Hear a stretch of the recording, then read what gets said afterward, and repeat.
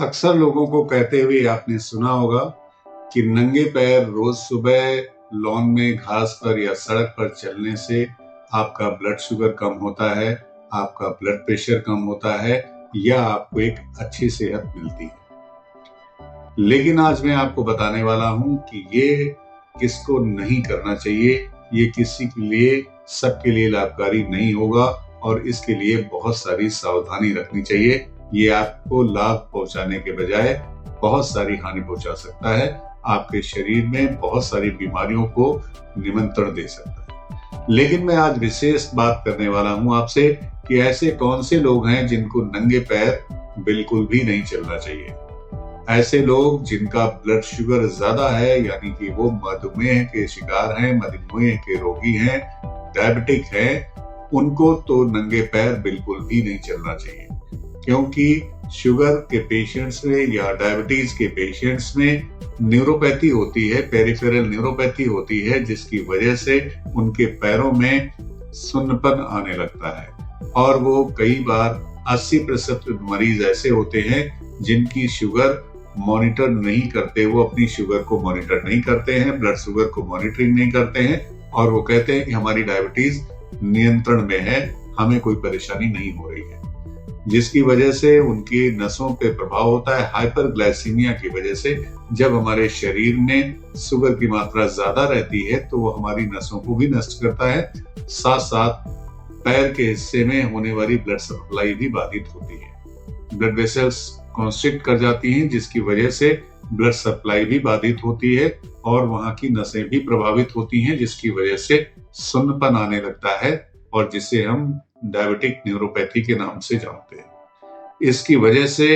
होता क्या है कि अब जब आप पैरों में नंगे पैर चलते हैं, कोई कांटा लग जाता है, कोई चोट लग जाती है, फ्रिक्शन की वजह से गोखरू या कॉन्स डेवलप हो जाते हैं, कैलोसाइट्स डेवलप हो जाती हैं, आपको पता नहीं चलता, क्योंकि पेन की जो संवेदना है उसको लेने वाली जो नसें हैं वो डायबिटीज में प्रभावित हो जाती हैं।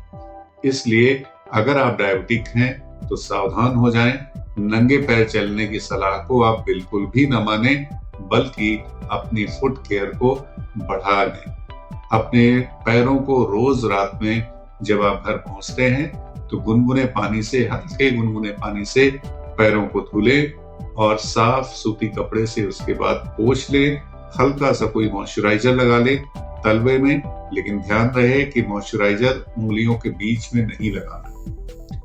सूखा रखें पैर और भली भांति अपने पैर के चारों तरफ से देखकर ये सुनिश्चित हो लें कि पैर में कोई कांटा, कोई कील, कोई घाव, कोई गौंड, नेल्स में आपके कोई परेशानी तो नहीं है, नेल्स हार्ड तो नहीं हो गए हैं, कोई फंगल इन्फेक्शन तो नहीं हो गया नेल्स में जिसे टीनिया अंगम कहते हैं, या कोई और परेशानी, पैर की उंगलियों का टेढ़ापन तो नहीं हो रहा है, पैर का साइज तो नहीं बदल रहा है, पैर का आकार तो नहीं बदल रहा है, जो कि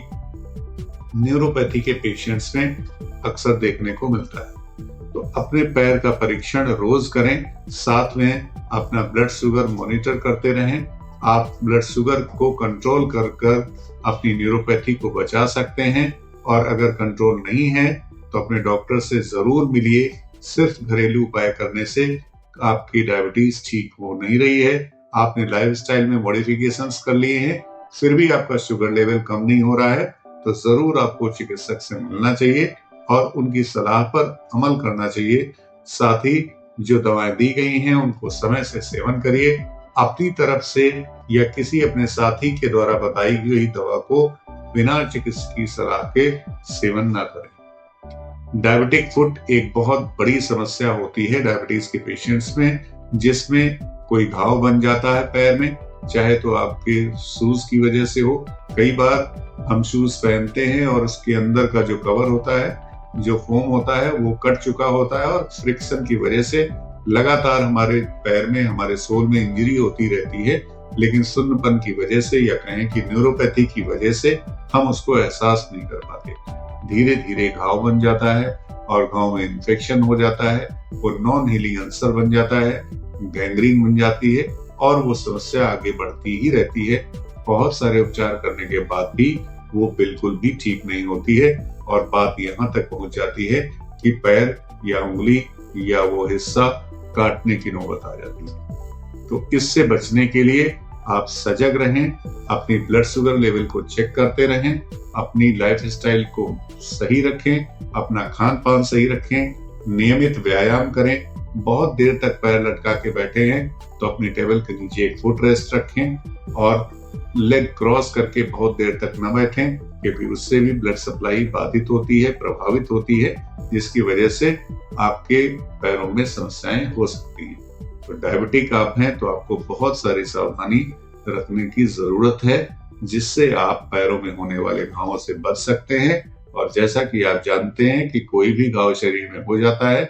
और आपका ब्लड शुगर लेवल अगर बढ़ा हुआ है तो इसकी हीलिंग, उसका घाव भरने का जो समय है बहुत ज्यादा हो जाता है और कई बार ये बिल्कुल नहीं भरता है और ये बहुत बड़ी समस्या हो जाती है। तो नंगे पैर तो बिल्कुल भी मत चले ऐसे मरीज, और जब भी चले, मॉर्निंग वॉक पे जाएं, इवनिंग वॉक पे जाएं, शूज पहन के जाएं और शूज बिल्कुल ऐसा चयन करें जो आपके लिए बिल्कुल कंफर्टेबल हो, जिसमें आपका पैर बिल्कुल सुरक्षित हो, ना वो आपके साइज से बड़ा हो, पैर के साइज से ना छोटा हो। अगर बड़ा होगा तो भी बार बार फ्रिक्शन होगा और आपके सोल में, आपके तलवे में घाव बन सकता है। अगर वो छोटा होगा तो भी आपको इंजरी पहुंचाएगा। जितना हो सके वो आपके लिए शूज का सिलेक्शन बहुत कंफर्टेबल होना चाहिए। जब कंफर्टेबल हो तभी उसको पहनकर चले, और साथ ही शूज पहनने से पहले उसको चेक कर लें, उसको उल्टा करके एक बार झाड़ दें कि कई बार एक छोटी सी धूल के कण, कोई पत्थर का कण, कोई